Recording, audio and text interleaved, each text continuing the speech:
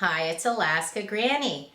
Yes, fall is here. If you've been following the news, you realize that food shortages are looming on the horizon in the near future. In August, it was reported that the state of Washington was stockpiling food because it expected a huge uptick in people that need food assistance.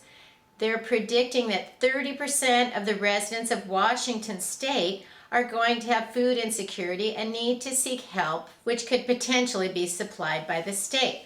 Then we read Australia is running out of rice. They've had drought and problems with allocating the water to farmers, and so rice has not been planted.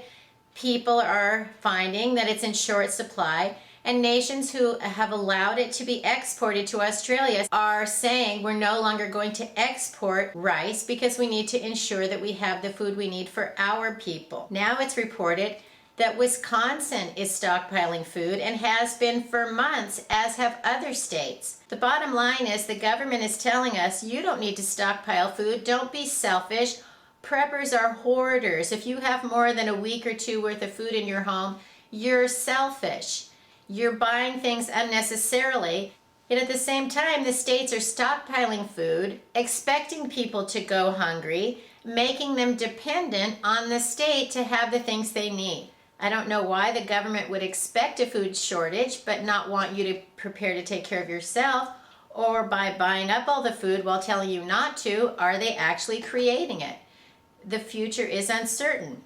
But luckily, thanks to my viewers who have given me courage over the last few weeks, I did another run to Walmart to stock up on long-term food storage. There are beginning to be larger gaps in the shelves, but food is still there. It's not too late to stockpile. Start with the basics anytime you're building long-term food storage. Have some extra bottled water, beans, and rice. Choose white rice over brown rice because brown rice will go rancid. White rice can last for 30 years.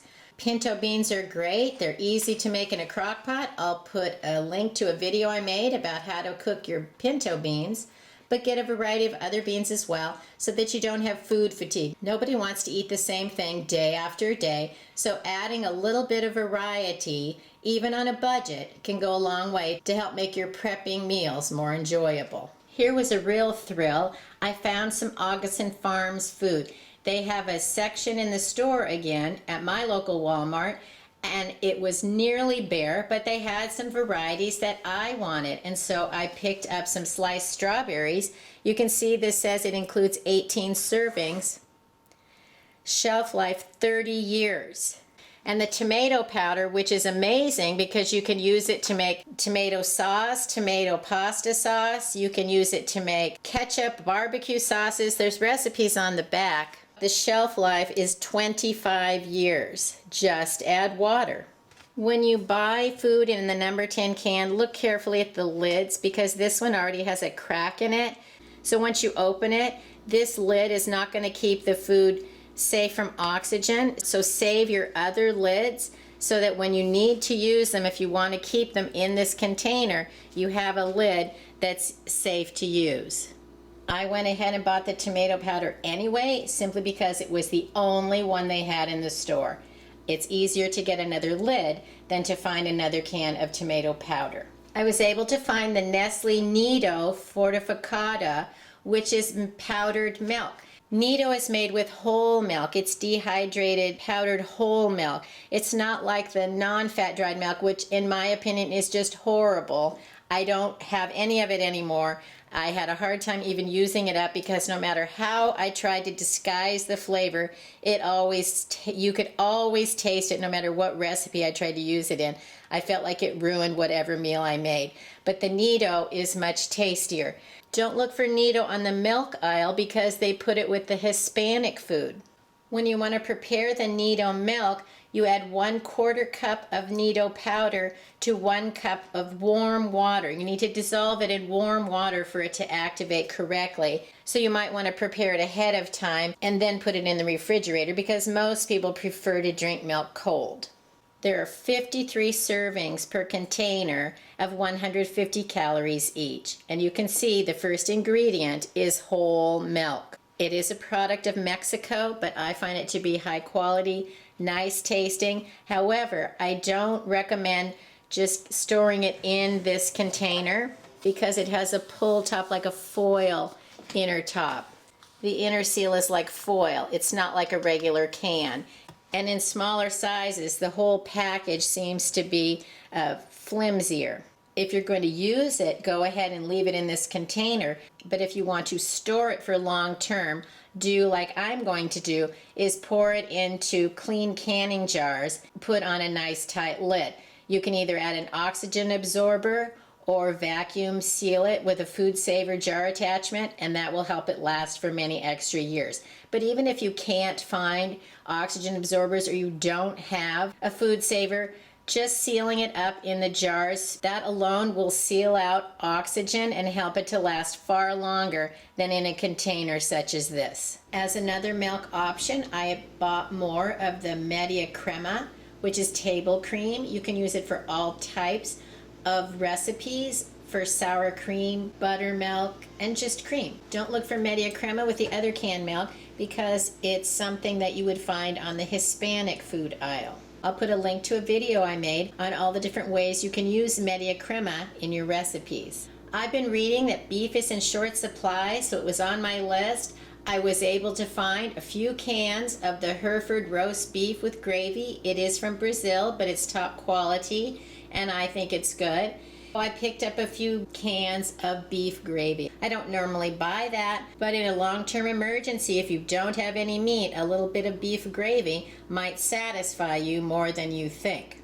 They had a lot of chicken, all different sizes of cans of chicken. I was also able to get some chicken bouillon, picked up a few cans of cream of chicken soup. I didn't necessarily think that I needed to buy more chicken, but a few months ago, at the beginning of this pandemic, I actually paid $29 for 6 cans of chicken, which was a ridiculous price. So if I can buy some more at a very inexpensive price now, it's just like buying the stock market. If you keep buying it, adding to it, sometimes you pay a lot, sometimes you pay a little, but your cost analysis over time evens out to a more affordable price.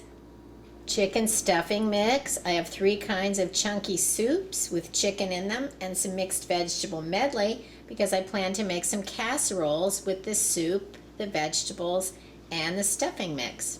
The stuffing mixes last longer if you take them out of the box and put them in a clean canning jar because it keeps the air out of it. You can store them just in the jar, or if you have an oxygen absorber, you can add that, or if you have a food saver vacuum attachment, you can suck the air out with that.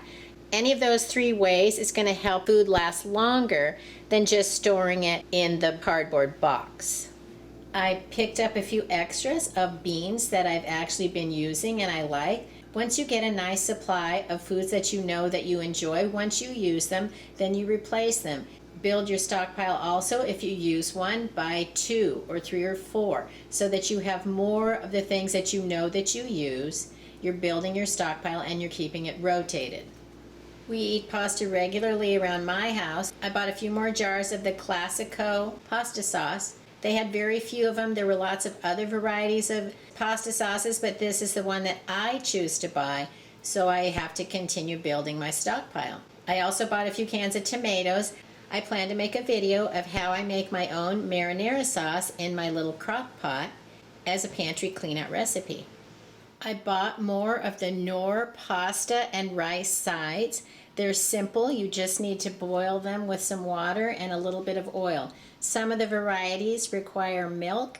If you choose to buy the ones that require milk, make sure that you have either shelf-stable milk or some powdered milk in your food storage so that you're able to make those correctly.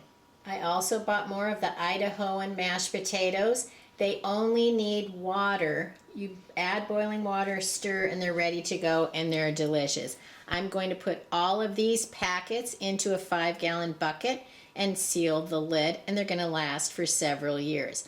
I've stored these foods together in buckets before. I just store them in the way they are in an airtight bucket, and they work great. I ran into one of my friends who grew up in Alaska, down in Seward, who was telling me when she was a child, if you didn't have something in your pantry, in your home, and you ran out, You either had to borrow it from your neighbor or wait till summer when you could go to town again to replenish your supply. And because of her childhood, she told me she has what she calls her apocalypse room. She has a bedroom that's full of all the supplies that she would need. She told me as far as things like soap and cleaners, she has at least 3 of everything because she doesn't ever want to run out again.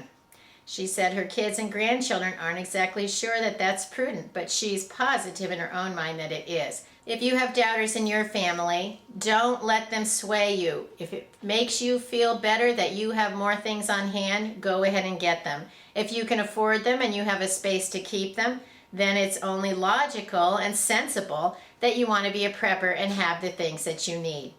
Because a day could come when those children and grandchildren will rely on you to have the things they need. And I bet if you look at it on a day-to-day basis, they have those little emergencies when they're already depending on you for a lot of the things that they need. Take an inventory of the supplies that you have. If you think you need more, go and get them while things are still readily available. The future's uncertain. We have suffered through all kinds of natural disasters throughout the summer. Looking forward, we have a very hotly contested presidential election, and they're already saying what will happen, how long will it take until we know the results, who's going to argue about the results. So perhaps it's prudent to have supplies on hand to get you through to Inauguration Day to make sure that the turmoil doesn't overflow into the day-to-day life. We don't know if it might interfere with the supply chain of food and supplies getting into our grocery stores. So stock up on the things that you count on having so that you'll know you've done your best and you'll be able to face whatever comes your way to the best of your ability. If you liked my video, I hope you'll share it with someone else you think might enjoy it. Learn more at alaskagranny.com, and please subscribe to the Alaska Granny channel.